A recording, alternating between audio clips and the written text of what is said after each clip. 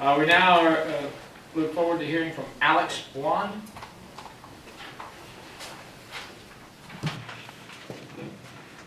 Mr. Chair and distinguished Georgia Senators, I'm Alex Bwan. I'm Chair of the Board of Registrations and Elections in Fulton County, the most populous county in Georgia.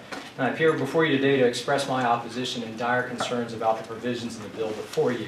It's important to understand how they translate into election operations at the county level, and particularly the three following unintended consequences. Number one, increasing cost and burden to Georgia taxpayers.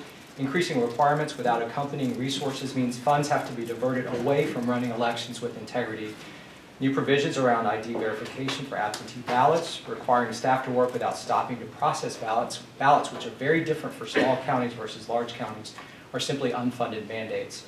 In fact, there's no official fiscal note by the Georgia Assembly to quantify exactly what that burden will be.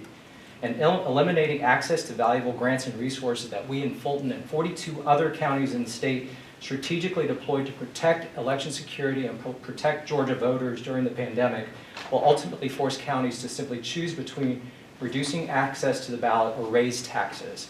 Second, limiting access to the ballot. Most Georgians want all eligible Americans to have the freedom to vote. However, onerous restrictions to drop box usage, including locations, number, and staffing alone is estimated to cost an extra $1 million. Reducing weekend voting for Fulton County was 44,000 votes in November, which is more than 146 counties in Georgia during the entire voting period. And then requirements around absentee ballots are simply going to have the opposite effect.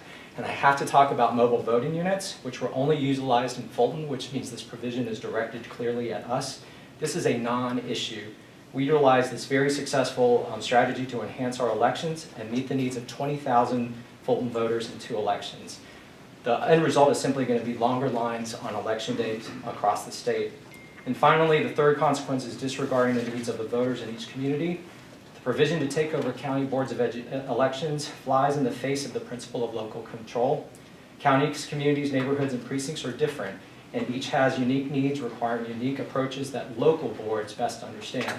State-appointed boards can't understand how local elections are best run and bring no benefit to the elections process. If we truly share the same objective of fair, secure, transparent, and accurate elections, I implore you to seek input and feedback from those in Georgia counties, small, medium, and large, that have been running elections in Georgia, some for decades. Thank you. Thank you for your input.